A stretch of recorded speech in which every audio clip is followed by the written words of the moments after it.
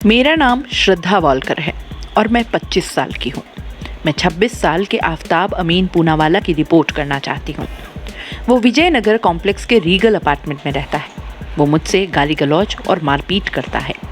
आज उसने मेरा गला दबाकर जान से मारने की कोशिश की। उसने मुझे धमकाया और ब्लैकमेल किया कि वो मुझे जान से मारकर टुकड़े टुकड़े कर देगा और फेंक देगा।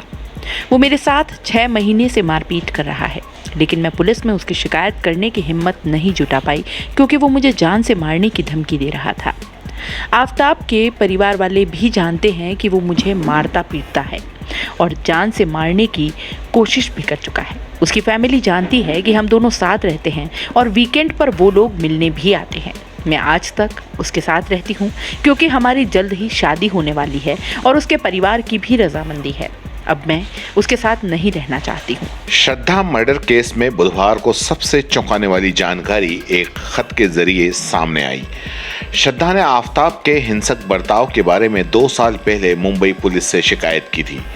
मीडिया रिपोर्ट्स में दावा किया जा रहा है कि श्रद्धा ने 23 नवंबर 2020 को मुंबई की पालघर पुलिस को एक शिकायत पत्र लिखा था। उसने पुलिस को बताया था कि उसका लिव इन पार्टनर आफ्ताब उसे मारता पीटता है। अगर वक्त पर एक्शन नहीं लिया तो आफ्ताब उसके टुकड़े टुकड़े कर डालेगा। दावा यह भी किया जा रहा है कि श्रद्धा ने आफ्ताब के बर्ताव के बारे में उसकी फैमिली को भी बताया था, लेकिन उन्होंने कुछ नहीं किया और फिर जो हुआ सबके सामने है। श्रद्धा एक सनकी आफ्ताब के गुस्से की भेंट चढ़ गई। श्रद्धा मर्डर केस में कुछ लेटेस्ट अपडेट हैं जो आपको बता देते हैं। दिल्ली पुलिस ने बुधवार को मुंबई जाकर श्रद्धा के परिवार वालों से बयान दर्ज किए। श्रद्धा और आफ्ताब के रिश्तों के बारे में सवाल पूछे। रोहिणी फॉरेंसिक लैब में मंगलवार को आफ्ताब का पॉलीग्राफ टेस्ट शुरू हुआ। इस प्रोसेस से करीब 1 हफ्ते तक चलेगी। दिल्ली पुलिस ने महाराष्ट्र में पालघर जिले में वसई क्राइम ब्रांच में आफ्ताब के 3 दोस्तों के बयान दर्ज किए हैं। दिल्ली पुलिस अब तक 17 लोगों के बयान दर्ज कर चुकी है। दिल्ली पुलिस को आफ्ताब के बाथरूम की टाइल्स से अहम सबूत मिले हैं। फॉरेंसिक एक्सपर्ट ने ये सबूत हासिल किए हैं। सबूत क्या हैं अभी ये नहीं बताया गया है।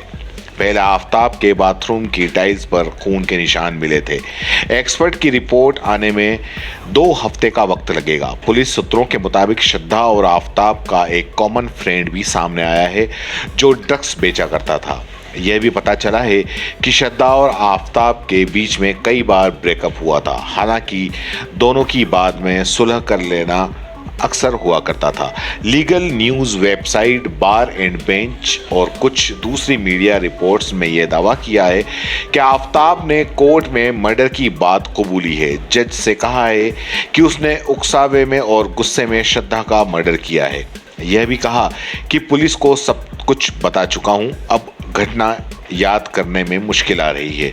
ये रिपोर्ट सामने आने के करीब 1 घंटे के बाद आफ्ताब के वकील अविनाश कुमार ने मर्डर के कबूलनामे को अफवाह करार दे दिया।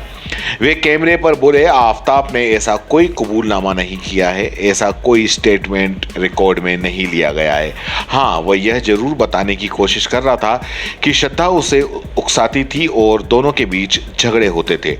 श्रद्धा मर्डर केस के आरोपी आफ्ताब अमीन पूनावाला की गिरफ्तारी के बाद पहली बार चेहरा दिखाई दिया। वह मंगलवार शाम रोहिणी फॉरेंसिक लैब से पॉलीग्राफ टेस्ट के बाद बाहर निकल रहा था, तभी मीडिया के कैमरों में कैद हुआ। सच जानने की यह प्रोसेस मंगलवार से ही शुरू की गई है जो करीब 1 हफ्ते तक चलेगी।